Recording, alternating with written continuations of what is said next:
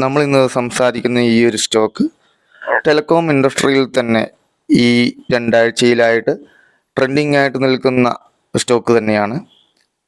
MDNL എന്ന ഈ സ്റ്റോക്കാണ്. മഹാനഗർ ടെലികോം നിഗം ലിമിറ്റഡ്, അതായത് BSNLൻ്റെ തന്നെ ഓളി ഓണർഡ് സബ്സിഡറി തന്നെയാണ് MDNL.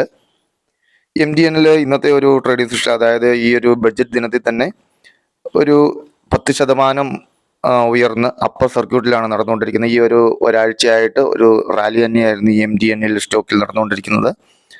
ഇന്ന് 10% ഉയർന്ന് 83.87 ആ ഒരു റേഞ്ചിൽ തന്നെയാണ് നിൽക്കുന്നത്.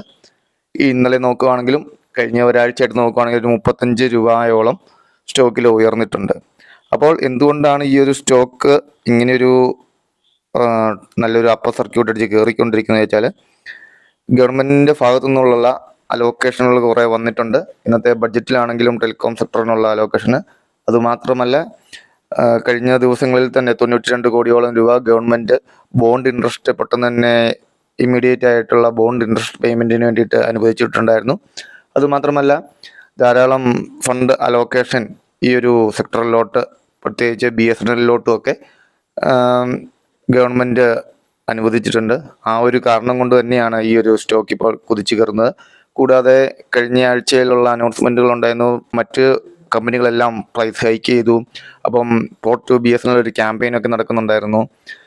ഈ ഒരു BSNLും ഈ വർഷം തന്നെ 4G സർവീസിലേക്കും അടുത്ത വർഷം തന്നെ 5G സർവീസിലേക്കൊക്കെ വരുമെന്ന് പറയുന്നു. എന്നിരുന്നാലും BSNLനെ സംബന്ധിച്ച് ഒരു ഫണ്ടിൻ്റെ ഒരു ഇഷ്യൂ ഉണ്ട്. എന്നാൽ ഗവൺമെൻറ് കൂടുതലായിട്ടൊരു support, financial support and technological പരമായിട്ടുള്ള സപ്പോർട്ടും BSNLന് കൊടുക്കാൻ പോവുകയാണ്. അപ്പോൾ ഈ ഒരു വാർത്തകളും, കൂടുതലായിട്ടുള്ള വാർത്തകൾ മാത്രമല്ല, ഫണ്ട് അലോക്കേറ്റ് ചെയ്ത് കിട്ടിയത്, കൂടുതൽ പെട്ടെന്നുള്ള ഇമ്മീഡിയറ്റ് ആയിട്ടുള്ള ബോണ്ടിൻ്റെ ഇൻട്രസ്റ്റ് പേ ചെയ്യാനുള്ള 92 കോടി കിട്ടിയത്, മറ്റ് ബജറ്റിലുള്ള കാര്യങ്ങളെല്ലാം തന്നെയാണ് ഈ ഒരു സ്റ്റോക്കിനെ ഇപ്പം ഒരു റാലി നടത്തിക്കൊണ്ടിരിക്കുന്നത്. സോ അടുത്ത വരും ദിവസങ്ങളിലും ഈ ഒരു സ്റ്റോക്കുകൾ വാച്ച് ചെയ്യാം. BSNL മാത്രമല്ല, ടാറ്റ ടെലിയും ഇതിനോടനുബന്ധിച്ചുള്ള ഒരു നല്ലൊരു ഈ ഒരു 2 ദിവസങ്ങൾ, ഒരാഴ്ചയായിട്ട് നടത്തിക്കൊണ്ടിരിക്കുന്നുണ്ട്. അപ്പോൾ ഈ 2 സ്റ്റോക്കുകൾ നമ്മൾ വാച്ച് ചെയ്യാം. ഈ ഒരു 2 സ്റ്റോക്കുകളിലെ ഫണ്ടമെന്റൽസ് നോക്കുമ്പോൾ അത്ര വലിയ ശുഭകരമൊന്നുമല്ല, നമുക്ക് കാണുമ്പോൾ തന്നെ അറിയാം. ഈ ഒരു വാർത്തകൾ മാത്രമാണ് ഇതിനെ ഒരു ട്രെൻഡിലോട്ട് നയിക്കുന്നത്. ഫ്യൂച്ചർ എന്താണെന്നും പറയാൻ പറ്റത്തില്ല.